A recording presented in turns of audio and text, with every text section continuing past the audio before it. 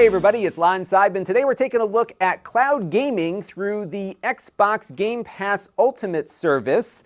They just launched this in a beta form for all Game Pass Ultimate subscribers the other day. And what this lets you do is stream games from Microsoft servers to your Android device. And I thought I would try it out on a bunch of different Android devices that we have out on the desk here.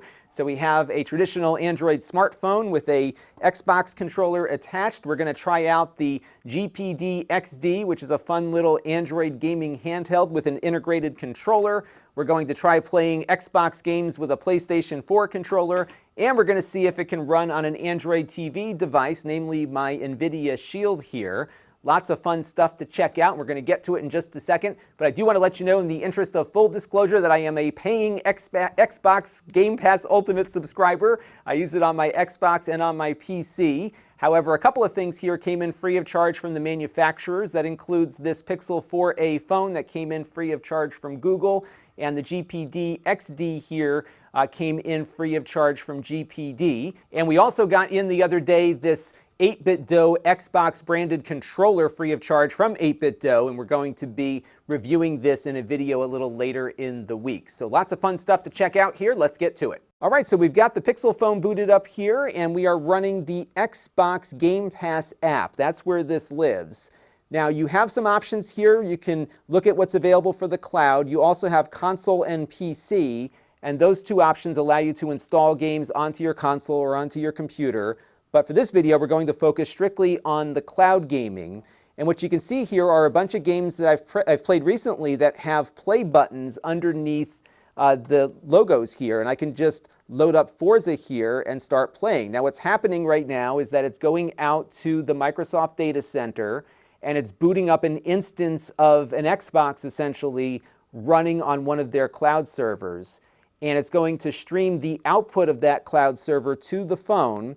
And then all of the controller input that I'm making here is going to get transmitted back to the data center. And it works pretty nicely. We've looked at other services that do this, so this is nothing new. But what's nice about this is that you get a lot of recent titles, and it just adds some additional value to the Game Pass subscription that you might already have. Now, this only works with the Game Pass Ultimate, though. If you have the regular Game Pass, this is not available on that tier. So you do have to go up to the Ultimate subscription to get this to work. But as you can see here, the game booted up pretty quickly.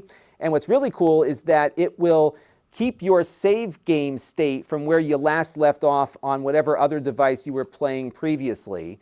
So as I go in to load the game up, I had last played this on my Xbox upstairs, and it's got my data here that it's going to sync up, which it just did. And my save game will be right where I left it, which is pretty cool. And you can see here it has my time driven and my number of winnings already. I guess I won something earlier. I'm not very good at this game.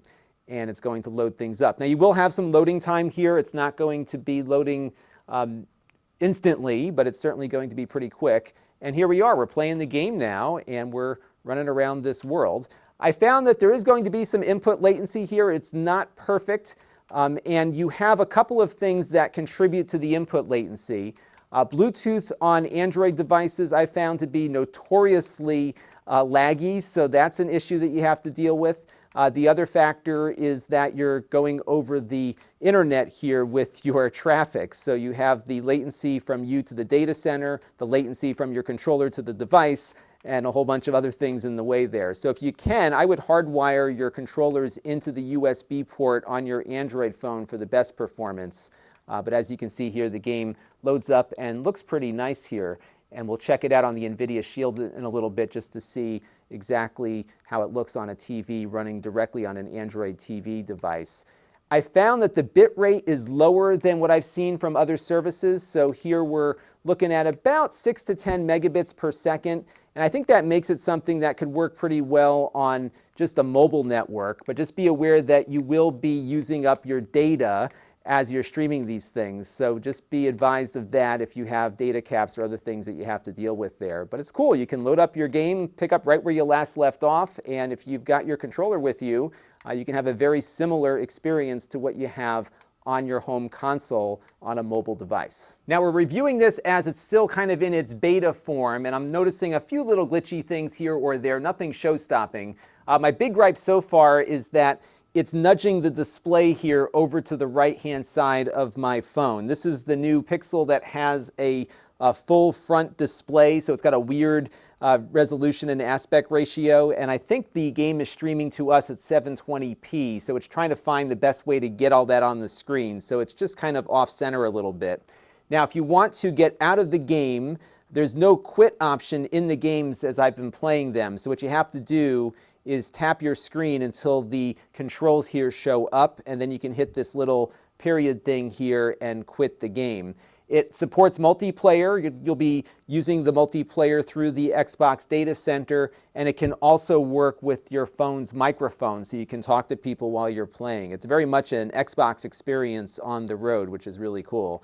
And then I'll back out of this real quick because you can also hit the virtual Xbox button here or on your controller, and you get your guide where you can talk to your friends and start parties and do invitations and check on your gamer score and everything else. So you do get a pretty good experience here with this, and you'll also get occasionally an indicator here to let you know how your connection is working.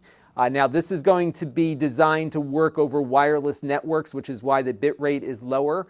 But you will have issues if your Wi-Fi is heavily saturated, if you got a lot of people sending stuff over the Wi-Fi in your home, for example. So what I would suggest is getting as close to your access point as possible. If you have a modern AC wireless router or a Wi-Fi 6 router, connect up to those frequencies and not the 2.4 gigahertz frequency. You may have to play around with things a little bit to get it right. We have an access point in the ceiling that is working pretty well for us, and that one's an AC network, which this phone is connected to. I'm just going to quit the game here, and that will drop us out of the game and back into the menu. The library is pretty good. We've been looking through some of the titles here. I found that not all of the titles that are available to me on my console are available to stream, but most of them are. And one of the things that I've liked about Game Pass is that you typically get access to all of the Microsoft first-party games right when they come out. So on my PC, which is also part of this Ultimate subscription, I've got the new Flight Simulator.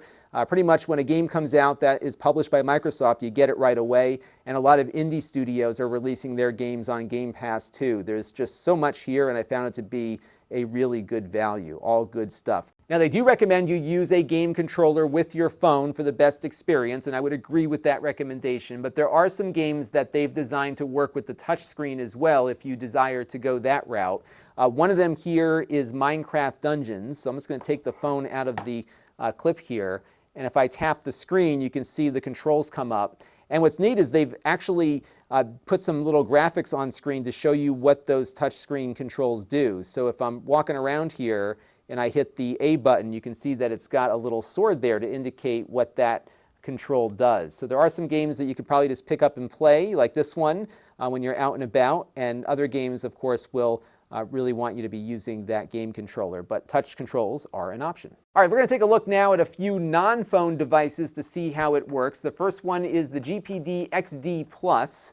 I reviewed this probably about a year or two ago. This is a fun little handheld. It's great for emulation, and it seems to be working okay with this as well. I was able to get the app installed from the Google Play Store, and as you can see here, everything is streaming in nicely. It's filling up the screen better than it did on my phone a few minutes ago.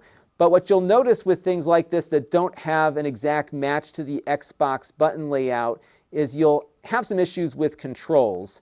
The big issue with the XD Plus here is that the thumbsticks don't click. They move that clicking function to these buttons that are adjacent to the thumbsticks, and that creates some issues, especially for games where you're required to hold down the thumbstick button and move at the same time. It's probably going to be impossible to do that given how this controller is laid out. And then also on this one, they put the trigger buttons adjacent to the shoulder buttons, and these are not analog controls. So some things that require analog controls won't work, obviously, and some games like this one might feel a little strenuous on your hands given that the developers expected a more traditional button layout on the Xbox controller versus what this one has. But there are some games that'll work fine on it. It also is installable on Chromebooks. Let's have a look at my Pixelbook Go and see how it does on that. All right, so now we've got it running on the Pixelbook Go here, which is a Chromebook from Google. And in full disclosure, they sent this to the channel free of charge last year. This is the Android app now running on this Chromebook, and most Chromebooks have the Google Play Store onboard that you can go to install Android apps. And most of the time, these game streaming services don't work on Intel Chromebooks, but this one appears to be working, which is great. So that is good to see. I've got the 8BitDo controller paired up with it. All is good. I am seeing occasionally some compression issues, like a little green flash on the screen. But for the most part, it's been a good experience and the buttons are mapping properly. If you do want to get into that menu that we looked at earlier, you can move your mouse around a little bit here or touch the display if you have a touch screen to get out of a game and navigate to some of the other features. All in, it seems to be working on a Chromebook just like it does on another Android device, and it was a nice surprise to see it running on Chrome OS. Now, I was also surprised to see it running on the NVIDIA Shield. Let's check it out. All right, so here we've got Gears 5 running on the NVIDIA Shield, and the crazy thing here is that I'm using a Sony PlayStation controller to play the game. So pretty much any compatible controller here is going to work on the Android platform.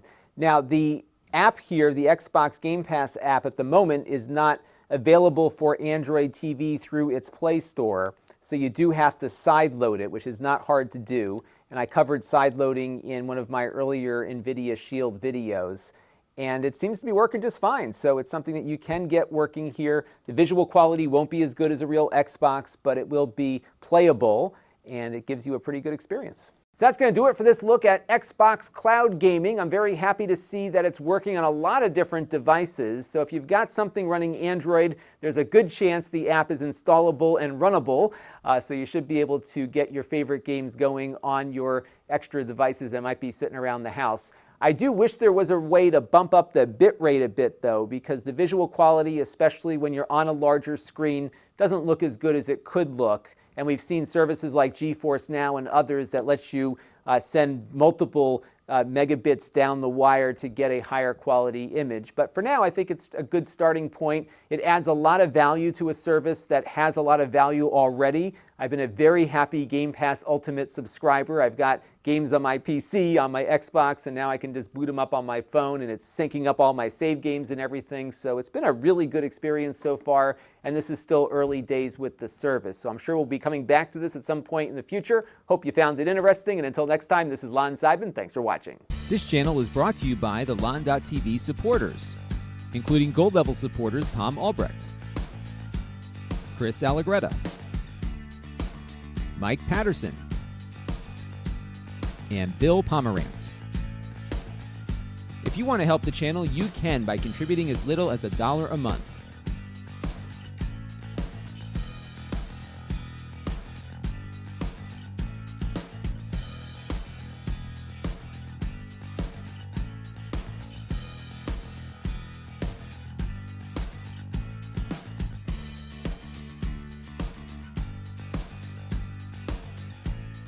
Head over to lon.tv/support to learn more.